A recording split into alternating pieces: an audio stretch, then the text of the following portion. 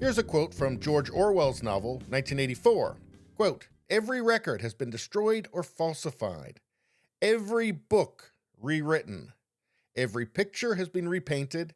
Every statue and street and building has been renamed. Every date has been altered. And the process is continuing, day by day and minute by minute. History has stopped.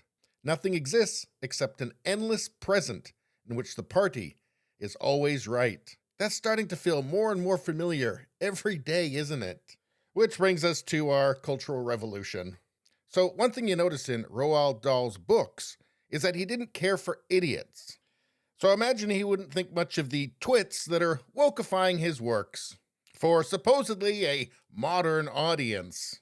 The thing that gave his books their charm was they had a bit of an edge to them, didn't they? And he certainly wasn't averse to offending people. And yeah, he certainly wouldn't have appreciated attempts to turn his works into flavorless pablum. Here's the headline: Augustus Gloop no longer fat as Roald Dahl goes PC. Sensitivity readers were hired to scrutinize the text with parts rewritten for a modern audience. And modern audience, what does that mean? That means the most unstable woke cult members in society. It means a small fringe group of people least deserving of our consideration. So Augustus Gloop from Charlie and the Chocolate Factory is no longer fat. And you know what? This doesn't even make sense. Because I thought that the fat people reclaimed the word fat. Here, it says right here. 4 women who are proudly reclaiming the word fat. Meet the plus-size women who are saying no to being shamed about their body. You know what? If Roald Dahl was alive today, he'd be putting them in one of his books. Let's see, the publisher, Puffin, has made hundreds of changes to the original text, removing many of Dahl's colorful descriptions and making his characters less grotesque. And don't forget, this is for modern audiences.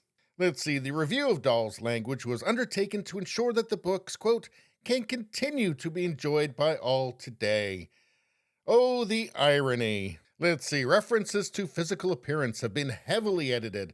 The word fat has been removed from every book. Augustus Gloop and Charlie and the Chocolate Factory may still look like a ball of dough, but now can only be described as enormous. In the same story, the Oompa Loompas are no longer tiny or titchy or no higher than my knee, but merely small. And where once they were small men, they are now small people. What is the purpose of this? Small people? Is this because maybe they're women as well? Is it like a gender equity thing? Is it that we're assuming their gender? And here's the greatest sacrilege of all.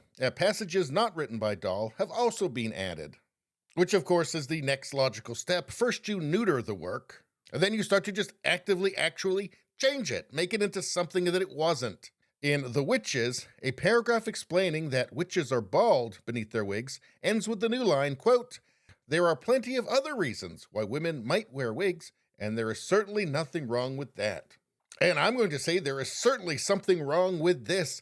This is what Winston Smith did in 1984. The people vandalizing Roald Dahl's books here probably think that the party in 1984 sounds like a great idea. Let's see, in previous editions of James and the Giant Peach, the centipede sings, quote, "Aunt Sponge was terrifically fat, and tremendously flabby at that, and Aunt Spiker was thin as a wire, and dry as a bone, only drier."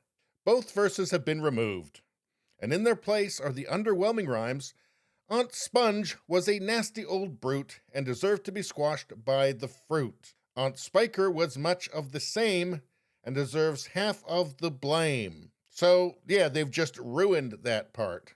And why? Who is actually offended by this? Boys and girls have been turned into children, I guess because Puffin Books is afraid of pretending to know what biology is. Let's see, the Cloud Men in James and the Giant Peach have become Cloud People. Again, what is the purpose of this? Is this some idiotic equity thing? Here, Fantastic Mr. Fox's 3 sons have become daughters. He didn't write it that way. Why do you know better? Why would anybody think that they would know better?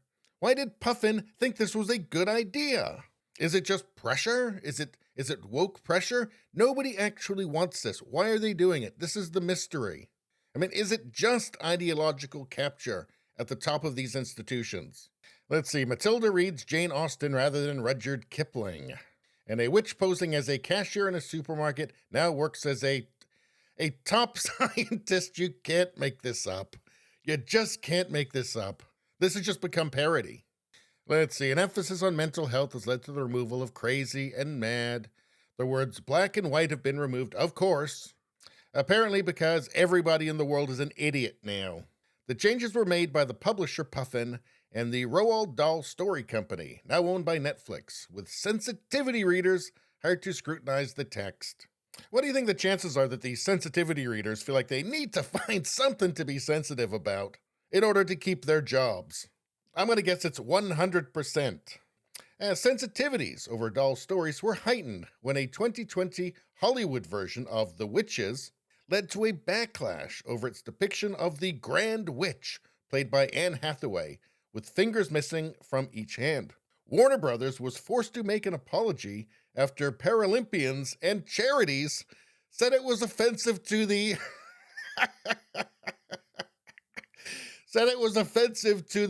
limb difference community.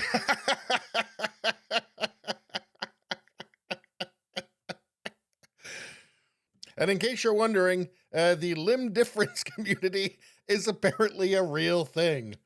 I can't help but thinking that if Roald Dahl was alive today, he'd write a hell of a book about these idiots. Anyway, please subscribe, like, and share. Sharing really helps me out. I thank you for that. I will see you next time.